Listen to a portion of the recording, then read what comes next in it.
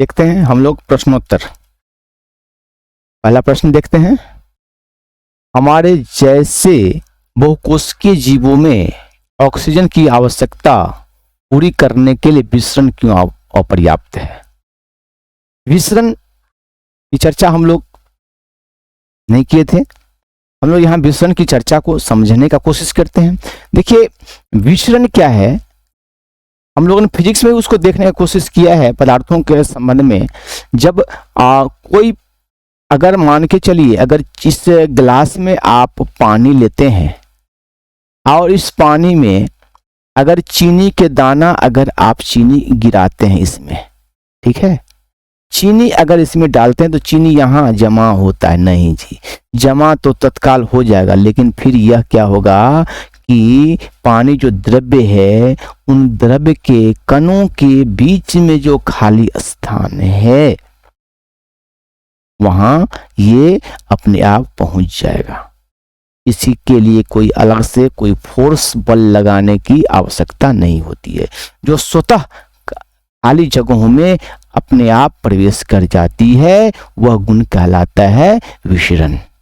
अरे समझ में हमारी बात? हम बता चुके हैं कि द्रव्य जो है, द्रव्य का ये लक्षण बताए थे कि द्रव्य जो है वो छोटे छोटे कणों से मिलकर बना होता है, ठोस बना होता है, लेकिन द्रव्य के कणों के बीच में, द्रव्य के कणों के बीच में ये खाली स्थान जो है ये पाया जाता है अधिक। ठोस में ऐसा नहीं होता है, ठोस में कणों और कणों के बीच में बहुत कम ही के बराबर अंतराण्विक स्थान नहीं के बराबर पाया जाता है।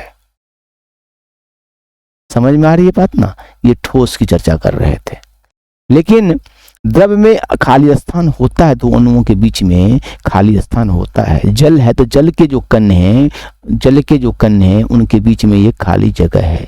यहाँ चीनी का घोल, चीनी जो है, चीनी के कण आकर के यहाँ अपने आप पहुंच जाते हैं जब जल के संपर्क में होता है। यह घटना जो है विसरण कहलाती है बाबू। इसी तरह से हमारे पेड़ पौधे में भी श्वसन की क्रियाएं विसरण विधि के द्वारा भी होती। पेड़ में अगर प्रकाश संश्लेषण की जब चर्चा करते हैं तो क्या होता है? स्टोमाटा होता है ना, जिसकी चर्चा हम लोग पिछली कक्षाओं में किए हैं।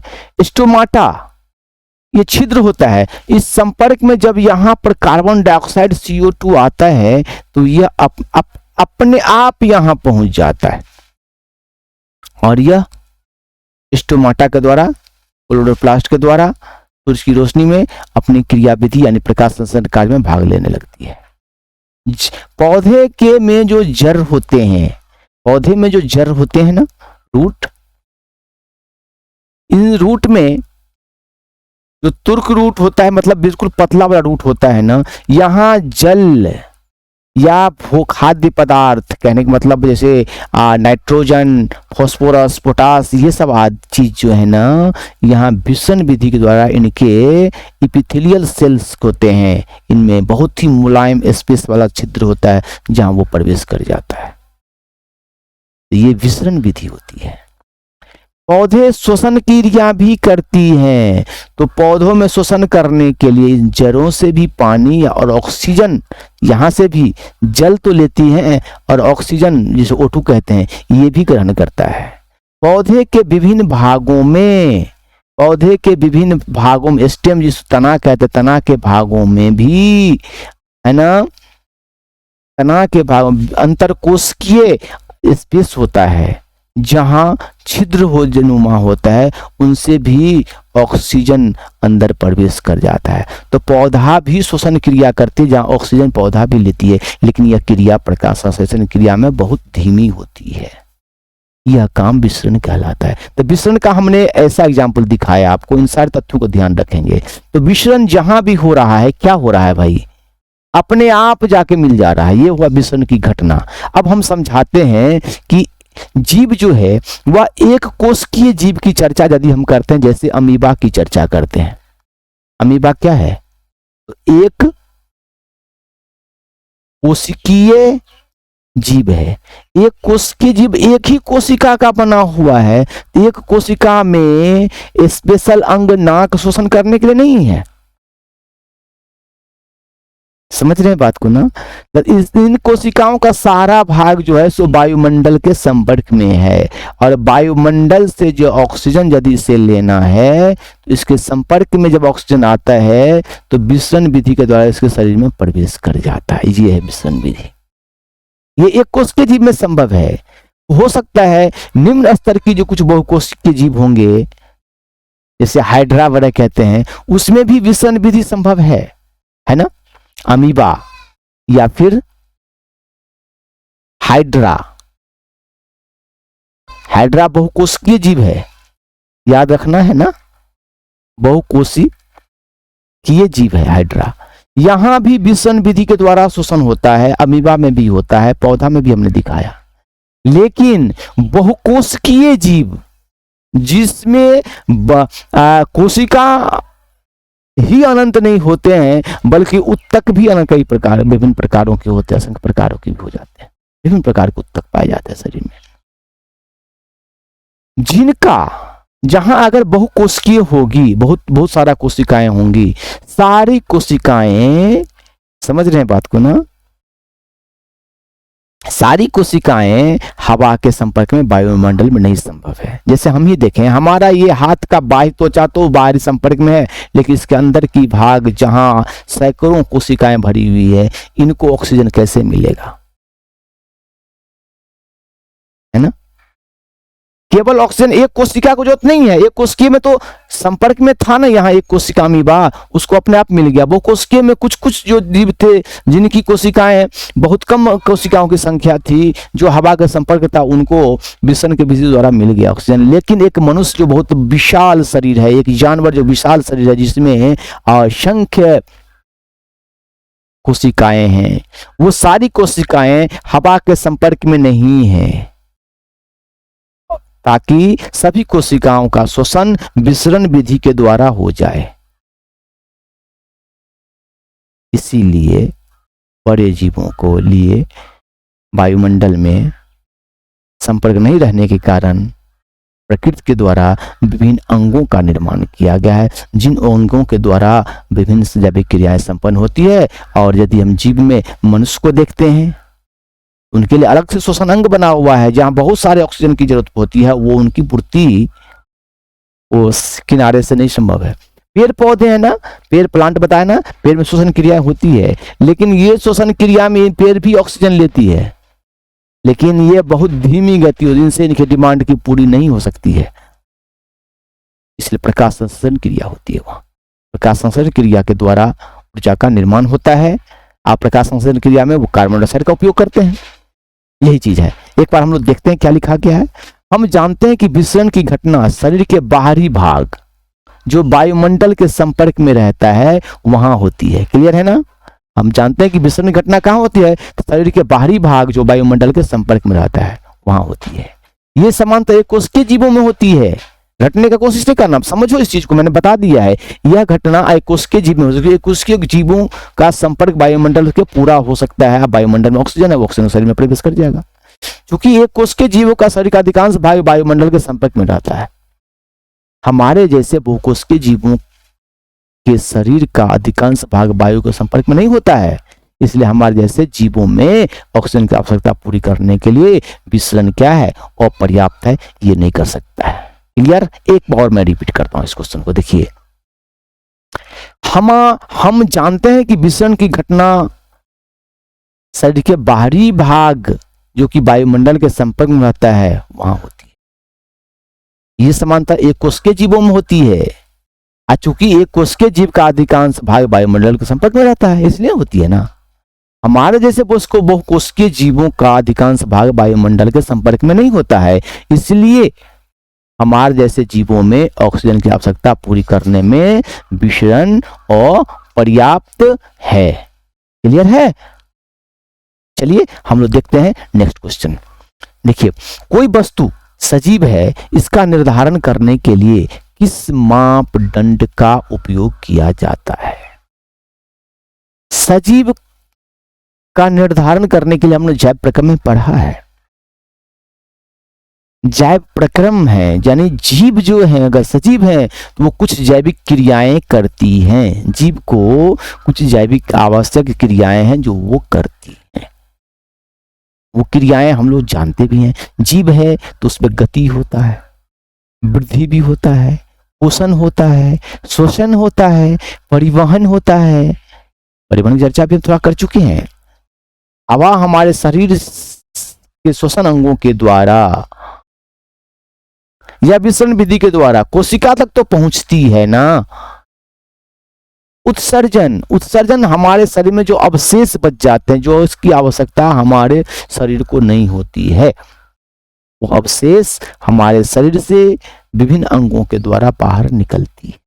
ये उत्सर्जन चर्चा कर चुके हैं। समन्वय एवं नियंत्रण, अरे हम किसी वस्तु को अगर देखते हैं और दिखाई अगर स्पष्ट नहीं देती है तो क्या करते हैं, गौर करने लगते हैं। ऐसे क्या करते हैं, समन्वय बैठाते हैं, ये ठीक से प्रॉपर रूप से हमें दिखाई दे। हम इस पेन को पकड़ के लिख रहे हैं, समझ में आ रही है बात ना। तो लिखने के इस पेन को हमें नियंत्रण में रखना होता है, क्यों, अगर छुटा तो गिरा नीचे, लेकिन ये नियंत्रण करना होता है। ये जैविक क्रिया के द्वारा संभव है। एक सजीव व्यक्ति में ये क्रियाएं होती है, सजीव में की क्रियाएं होती है। निर्जीव में ये काम होता है कि भैया पकड़ के रखो, इस पे कंट्रोल रखना, लिखने में ऐसे झुकाना, हाथ को ऐसे घुमाना, ये नहीं होता है। ये सजीवों का लक्षण है। ये सारी गतिविधियां सजीव के अंतर्गत होती है। कहने का मतलब है कि यहां देखें, सभी जीवों में कुछ आधारभूत जैविक क्रियाएं होती है। क्या, जैसे गति करना, जीव है तो उनमें गति है। हाँ, पौधे में गति के लक्षण नहीं दिखाई पड़ते। ठीक है, अपवाद में ये है कि केवल पौधे में, इसका मतलब पौधे में वृद्धि तो होती है ना, पोषण तो होती है, श्वसन परिवहन सारी क्रियाएं तो होती है ना। तो कोई भी वस्तु सजीव है, इसका निर्धारण करने के लिए किस मानदंड का उपयोग किया जाता है। यहां फिर से एक बार, सभी जीवों में कुछ आधारभूत जैविक क्रियाएं होती है, जैसे कि गति, वृद्धि, पोषण, श्वसन, परिवहन, उत्सर्जन। आप प्रजनन, जनन भी छूट गया, जनन भी डाल सकते हो इसमें ना, प्रजनन, प्रजनन, प्रजनन की क्रियाएं भी होती है। उत्सर्जन, समन्वय, नियंत्रण, सारी क्रियाएं होती है। और इन्हीं की क्रियाओं के मानदंड के आधार पर हम मानदंड का उपयोग किया जाता है सजीवों के जानने के लिए। क्या एक यह पेन श्वसन करता है, ये परिवहन का काम करता है, ये उत्सर्जन का काम करता है, ये अपने आप को प्रजनन एपी संख्या बढ़ाने का काम करता है? नहीं। तो इन्हीं मानदंडों पे हम लोग सजीव का निर्धारण करते हैं। एक बार फिर से मैं कहता हूं कि सजीव का निर्धारण किन मानदंडों पे होगी, तो सजीव का गति चेक करेंगे, गति वृद्धि करता है कि नहीं इनको देखेंगे, पोषण, श्वसन, परिवहन, उत्सर्जन, समन्वय एवं नियंत्रण तथा प्रजनन, इन गतिविधियों के आधार पर हम लोग मापदंड के, इन्हीं मापदंडों के आधार पर यह निर्धारित करते हैं कि सजीव है। ठीक है, चलिए आगे देखते हैं। नेक्स्ट क्वेश्चन, क्वेश्चन नंबर 3 देखते हैं। किसी जीव द्वारा किन कच्ची सामग्री का उपयोग किया जाता है? देखिए क्वेश्चन बड़ा ही मजेदार क्वेश्चन है, आप जानते होंगे इसका आंसर। सजीव क्या करता है? कच्ची सामग्री का उपयोग करेगा। किस कच्ची सामग्री को भैया? सजीव चाहिए क्या? अगर लेना है तो क्या चाहिए? भोजन, जिसे कहते हैं पोषण, और श्वसन में सांस, गैस। तो भोजन में पौष्टिक तत्व आधारित जो भोज्य पदार्थ हैं वो चाहिए। अगर इंसान है तो उनको क्या चाहिए? कार्बोहाइड्रेट चाहिए, प्रोटीन चाहिए, है ना, वसा चाहिए। क्या सब चाहिए? कार्बोहाइड्रेट, प्रोटीन, वसा, विटामिन और खनिज लवण। और चाहिए क्या? तो जल। ये चाहिए जीवों को। तो अगर सजीव में जीव है तो जीव को ये चीज चाहिए। अब ये चीज कैसे चाहिए? तो ये मिल सकता है पौधा से या फिर अन्य जीवों के मांस, अंडा आदि से। नहीं तो हमें कच्ची सामग्री क्या चाहिए? पौधा का वो अंग, वो भाग अगर जिसे में कार्बोहाइड्रेट, प्रोटीन, वसा, विटामिन, खनिज लवण इत्यादि पाए जाते हैं और वह पौधा को हम लोग अपने भोजन में शामिल करने की क्षमता, अगर हमारे शरीर में उसके पाचन की क्षमता होती है तो उनका उपयोग करते हैं। जैसे जानते हैं ना, कुछ जीव शाकाहारी होते हैं, कुछ मांसाहारी होते हैं। तो मांसाहारी मांस का भी आहार करते हैं, मांस खाते हैं। कुछ जीव शाकाहारी मांसाहारी दोनों होते हैं, तो साग सब्जी व मांस दोनों भी खा लेते हैं। कुछ जीव शाकाहारी होते हैं, साग सब्जी के आदि में जो पौष्टिक तत्व माया जाता है उन्हीं से इनका निर्माण होते ही चीज खाते हैं, है ना। ये तो हमने जीव में जंतु पे हमने चर्चा किया था, ये जंतु पे चर्चा किया हमने। लेकिन पौधे हैं तो पौधे को भी तो पोषण चाहिए, भोजन चाहिए, उसकी कच्ची सामग्री क्या हो सकता है। अच्छा इसमें देखिए एक चीज और छूट गया, जंतु को ऑक्सीजन भी चाहिए ना, ये भी कच्ची सामग्री चाहिए ना, इतना चीज चाहिए उसको।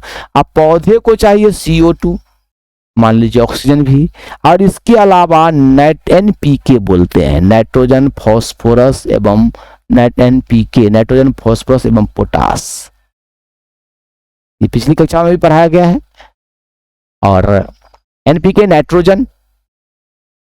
Nitrogen, P for phosphorus, K for potash, N for nitrogen, चलो लिख लो भैया, nitrogen, P for phosphorus, K for potash,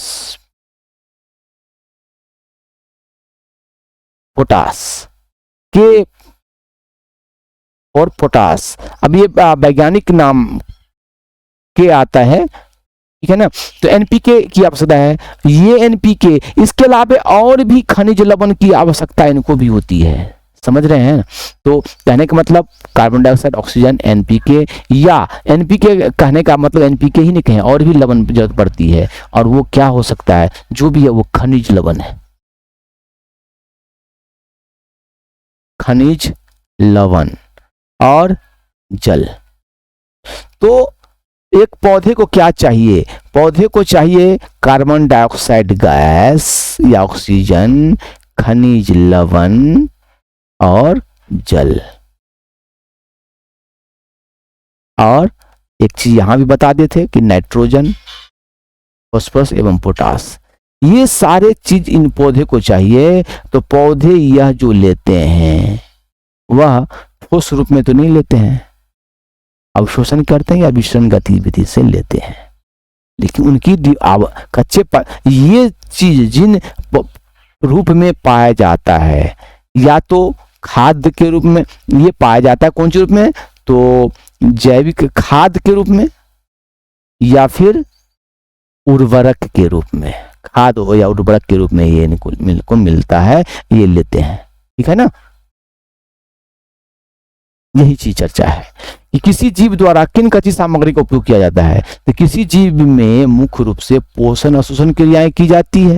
मुख्य तो यही दो चीज है जिसमें उनको आवश्यकता होती है कोई चीज लेने का।